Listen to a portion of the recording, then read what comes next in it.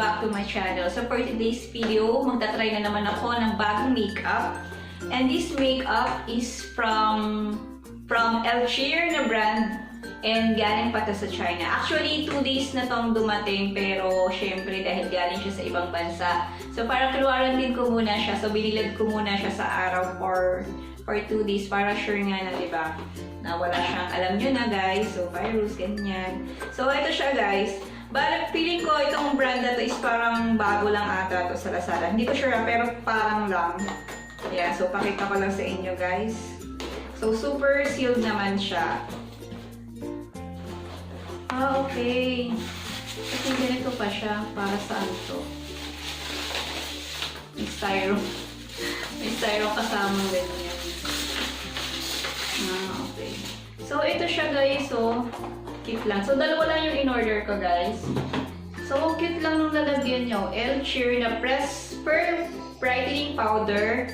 At ito yung kanyang mascara.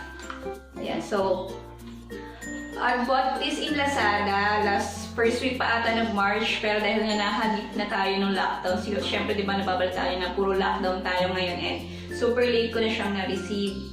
So, ito siya, guys. So, yung price ito guys, yung binili ko tong si Press Powder is 59 pesos. Bali may 4 siyang shade.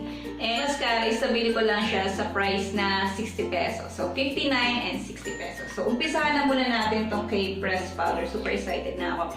Actually, nagdadalawang isip pa kasi ako before kung bibili pa ako nitong Press. Ah, okay. Ang laki na lalagyan niya. Ito siya guys. Ayan o. Oh my god, parang may...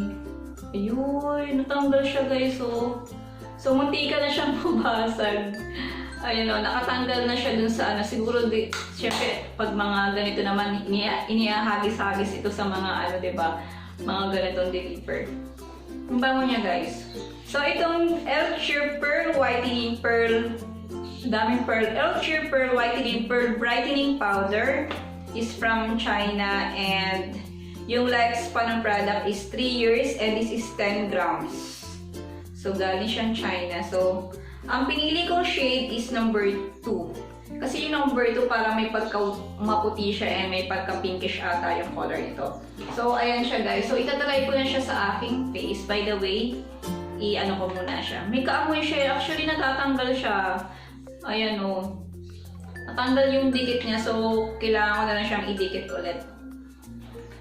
Parang may kasama ba siyang, ayun, nahanap ko yung sponge. O, akala ko wala siyang sponge. So, ayan siya guys. I-ganon ko lang sa aking, ayan. So, kung malapit na siya sa aking skin tone. So, buti na lang eksakto na tama yung shade na nabili ko. So, hindi siya maitim and hindi naman siya ganun kaputi. So, ayan siya guys. By the way, wala siyang kasamang mirror. So, buha muna ako ng mirror guys. Sobrang init ganun guys. Sobrang umaagos na naman yung pawis sa face ko. Kasi pag binuhay ko naman yung electric fan, sobrang ingay naman. Ang bango niya. In fairness ang bango niya.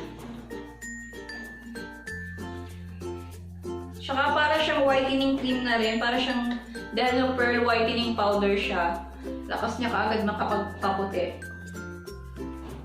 ng face. Yan, pawisan na ako. Nababasa yung press powder. Umaagos yung pawis ko.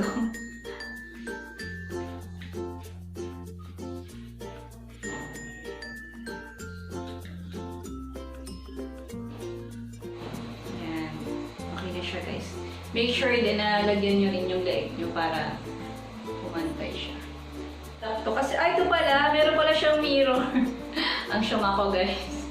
Meron pala siyang mirror nasa ilalim.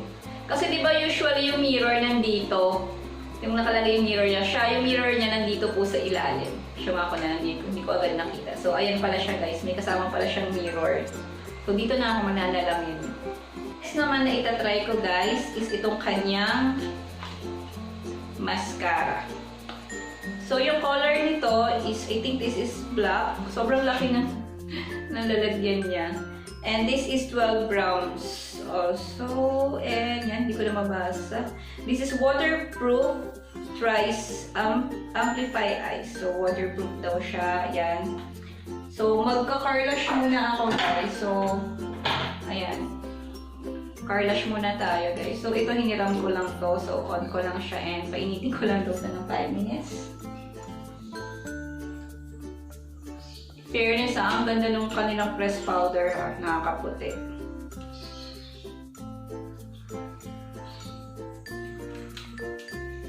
Okay.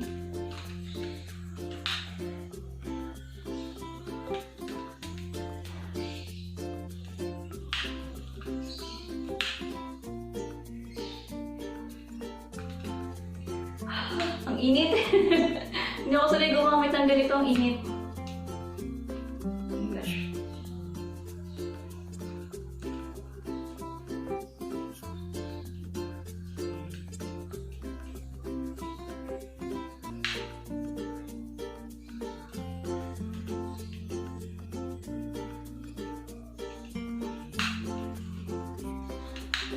So, hindi ko na lang siya papainitin, guys.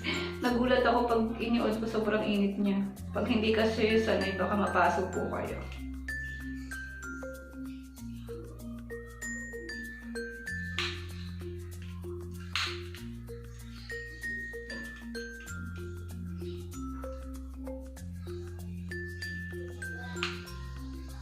Ayan, so okay na yan, guys. So medyo, hindi ko kasi makita yung isang carlash ko, pero hindi kasi ako sanay kumambit nito and mainit siya, guys. Kita ko lang sa inyo to, guys, yung pinakang mascara niya.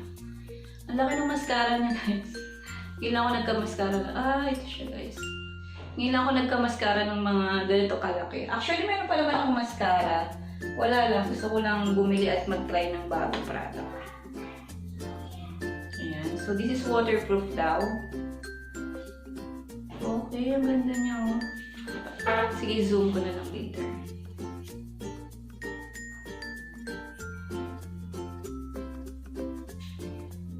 In fairness, maganda rin siya, guys.